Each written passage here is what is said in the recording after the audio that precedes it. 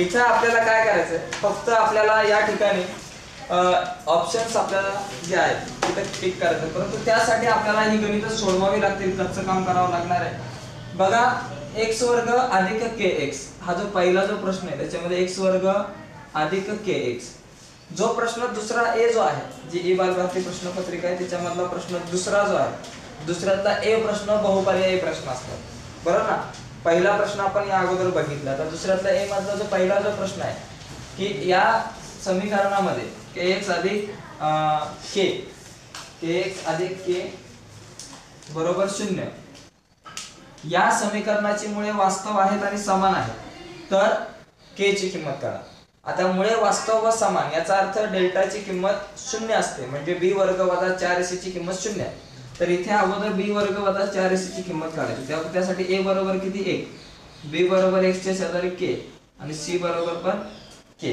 कारण आता इथं पहिला b वर्ग वजा 4ac ची किंमत काढू, मग म्हणजे डेल्टा म्हणजे निश्चयकाची किंमत b वर्ग वजा 4ac, b ची किंमत k आहे म्हणून k वर्ग, 4 गुणिले a किती आहे 1 आणि c किती आहे k, ठीक आहे। म्हणजे काय आलं k वर्ग वजा 4k डेल्टा बरोबर। आता इथे फक्त लिहायचं, परंतु दिलेल्या समीकरणाची मुळे वास्तव व समान आहे, म्हणून आपण लिहिणार की बाबा k वर्ग वजा 4k बरोबर 0, वास्तव व समान आहेत बघा। आता यांच्यातून k कॉमन काढला तर आतमध्ये काय राहील, k वर्गातला फक्त k आणि वजा 4k मधला k बाहेर आला फक्त 4 बरोबर 0। म्हणजे इथं दोन उत्तर येणार आहे, k बरोबर 0 येईल एका बाजूला किंवा दुसऱ्या बाजूला k वजा 4 बरोबर 0। आता k बरोबर वजा 4 आहे, बरोबर चिन्हाच्या पलीकडे गेले अधिक 4, म्हणजे k बरोबर 0 येईल किंवा k बरोबर 4 येईल, म्हणजे 0 किंवा 4 इथं, ठीक आहे। यानंतर या श्रेणीच्या पहिल्या 10 पदांची बेरीज। आता या श्रेणीमध्ये a बरोबर किती 15, पहिली गोष्ट a आणि d च्या किमती काढता आल्या पाहिजे, आणि d बरोबर किती 10 मधून 15 गेले वजा 5, ठीक आहे। आणि काढायचं काय, पहिल्या 10 पदांची बेरीज म्हणजे s10 आपल्याला काढायचं। मग s10 काढण्यासाठी sn चं सूत्र n भागिले 2 कंसात 2a अधिक n वजा 1 गुणिले d कंस पूर्ण, s10 काढायचं, n च्या जागेवर 10 भागिले 2 जशीच्या तशी, 2 गुणिले a ची किंमत 15 आहे म्हणजे 2 गुणिले 15 अधिक n किती आहे 10 काढायचं म्हणून 10 वजा 1 गुणिले d ची किंमत आहे वजा 5 पूर्ण। त्यानंतर बे के बे पंचे 10, 15 दुने 30 अधिक 10 तून 1 केला 9 गुणिले वजा 5, 5 कंसात 30 9 5 45 वजा 5 आहे म्हणून वजा 45, मग 5 गुणिले 30 तून 45 गेले वजा 15, 15 5 75, इथं वजा चिन्ह म्हणून वजा 75, आपल्याकडे s10 बरोबर किती आलं वजा 75, मग वजा 75 आहे का बाबा 1, ठीक आहे। त्यानंतरचा पुढचा आपल्याकडे प्रश्न आहे की जीएसटीएन मध्ये एकूण किती अक्षर असतात, तर जीएसटीएन जो ग्राहकाचा जो नंबर आहे, प्रत्येक नंबर ग्राहकाला दिला जातो, तर त्याच्यामध्ये एकूण 15 अंक असतात, 15 अक्षरे असतात, ठीक आहे। आता याच्यामध्ये आणखी एक प्रश्न विचारला जाऊ शकतो की जी काही जीएसटी ची सिस्टीम आहे वस्तू व सेवा करायची, ती कधीपासून सुरुवात झाली तिची, तर 1 जुलै 2017 ही तारीख पण लक्षात ठेवा। यानंतर हा प्रश्न आहे x अधिक y बरोबर 3, हा समीकरण नंबर 1 पकडा, आणि दुसरा 3x वजा 2y बरोबर 4 समीकरण नंबर 2। ही समीकरणे क्रॅमर्स रूलने सोडवण्यासाठी d ची किंमत काढा। आता d ची किंमत म्हणजे काय करतो आपण, पहिला स्तंभ घेतो 3 आणि हा 1 3 आणि हा इथं पण 1 आणि y चा सहगुणक वजा 2, तिरकस गुणाकार करतो, 1 गुणिले वजा 2 वजा 2 आणि वजा 3 1 3 वजा 2 आणि वजा 3 किती झाले वजा 5, d ची किंमत आपल्याकडे आली वजा 5, ठीक आहे। जरी आपल्याला ऑप्शन जरी विचारलेले असतील बरं, ऑप्शन दिलेले असतील, पर्याय दिलेले असतील, तरी आपल्याला काही ठिकाणी सोडवावे लागतील आणि चेक करावं लागेल उत्तर बरोबर आहे की नाही। आणि काही ठिकाणी जीएसटीएन हा जो प्रश्न आहे इथे काय तुम्हाला डायरेक्टली 15 तुम्ही लिहिलं तरी चालेल, तर काही सोडवायची आवश्यकता नाही, किंवा उत्तर डायरेक्ट तुम्ही लिहिली तरी चालेल। सी म्हणजे उत्तर लिहिताना तुम्ही कसं लिहाल, प्रश्न दुसरा बघा, प्रश्न दुसऱ्यातला ए बरं ना, ए मधला जो पहिला आहे त्याचं उत्तर लिहिताना काय लिहायचं सी आणि त्याचा ऑप्शन 0 किंवा 4 असं लिहायचं। दुसरा प्रश्न आहे त्याचं काय आहे A वजा 75, A वजा 75. तिसरा काय आहे, तिसऱ्याचा ऑप्शन आहे A 15, A 15. आणि चौथा काय आहे C वजा 5, C वजा 5. C लिहा पर्याय आणि नंतर उत्तराचं उत्तर लिहा वजा 5. अशा प्रकारे तुम्ही डायरेक्ट उत्तर लिहिली तरी चालेल. हे मागच्या बाजूला तुम्ही कच्चं काम करू शकता पेपरचं. ओके.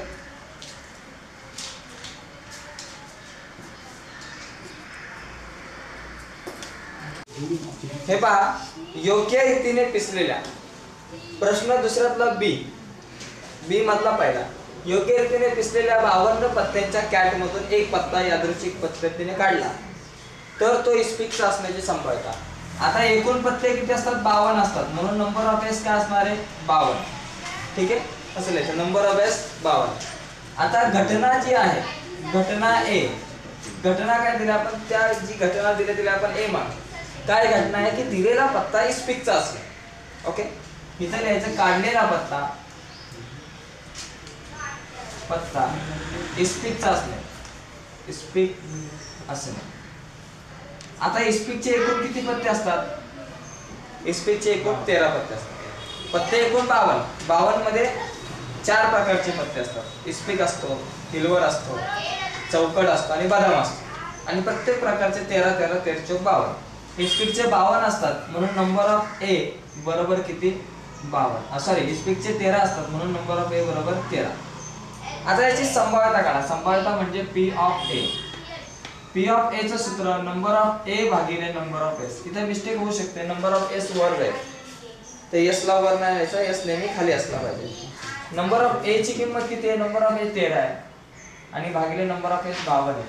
13 एके 13, 13 चौक 52. ठीक आहे, हा झाला पहिला प्रश्न. दुसरा जो आहे, इथं आपल्याला प्रश्न दुसरा दिलेला आहे की खालील सारणीत एका रक्तदान शिबिरामध्ये विविध वयोगटातील व्यक्तींनी केलेल्या रक्तदानाची माहिती दिलेली आहे. तर या माहितीवरून केंद्रीय कोणाचे माप काढायचे. 20 ते 25 साठी 80 व्यक्ती आहेत, 25 ते 30 साठी 60 आहेत, 30 ते 35 साठी 35 आहेत, 35 ते 40 साठी 25 आहेत. फक्त काय करायचं, एकूण व्यक्तींची संख्या 200. केंद्रीय कोणाचं माप आपण वृत्तालेख काढत असताना ते वर्तुळामध्ये सर्व माहिती दर्शवतो. त्या वर्तुळाचं माप 360 असते म्हणून इथं बेरीज आली पाहिजे 360. आता इथं प्रत्येक माहितीसाठी केंद्रीय कोणाचं माप काय काढणार, तर हे 80 वरती जसे तसे द्यायचे, भागिले काय करायचं हे 200. 80 भागिले 200 गुणिले 360, 80 भागिले 200 गुणिले 360 बरोबर. त्याचप्रमाणे 60 भागिले 200 गुणिले 360, 35 भागिले 200 गुणिले 360 आणि 25 भागिले 200 गुणिले 360. 60 भागिले 200 गुणिले 360 त्याच बरोबर 35 भागिले 200 गुणिले 360 आणि 25 भागिले 200 गुणिले 360. आता हे कॅल्क्युलेशन करून आपल्याला उत्तर काढायचं आहे. बघा 1 2 1 2 शून्य गेले. आता बे के बे चौक 8 म्हणजे 4 गुणिले 36, 36 चौक किती 144. ठीक आहे, त्याचप्रमाणे इथे पण 0 0 0 0 गेला, बे त्रिक 6 म्हणून 30 गुणिले 36 गुणिले 36, 36 त्रिक 108. आता 35 आणि 200 भागिले 200 तर 0 0 गेला. आता या शून्याला जायला कोण नाही. 35 आणि 20 कितीच्या पाड्यात येतात 5च्या. 5 7 35, 5 चौक 20 गुणिले 36. ओके, 4 एके 4 4 9 36, 4 एके 4 4 9 36 म्हणजे 7 गुणिले 9 बरोबर किती 63. आता इथं 25 भागिले परत इथं 0 0 गेला. 25 आणि 20 5च्या पाड्यात येतात. 5 5 25, 5 चौक 20 गुणिले 36. ओके, आता परत 4 एके 4 4 9 36 म्हणून 5 गुणिले 9, 9 5 45. तर अशा प्रकारे आपण काय करू शकतो, केंद्रीय कोणाचं माप काढू शकतो. ओके, अजून एक तिसरा प्रश्न आहे बी मधला, तो बघू थोड्या वेळा.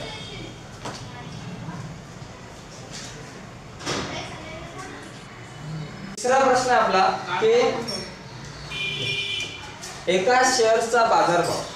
आता शेअरचा जो बाजारभाव जो आहे तो दिलेला आपल्याला 200 रुपये आणि दलालीचा दर जो आहे तो 3%.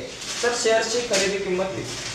आता ज्यावेळेस तुम्ही शेअर खरेदी करता त्यावेळेस तुम्हाला हे 200 रुपये तर द्यायचेच आहेत, पण त्याचबरोबर तुम्हाला 200 रुपयाची 3% दलाली द्यायची. ओके, म्हणजे 200 रुपये बाजारभाव अधिक दलाली बरोबर शेअरची खरेदी किंमत.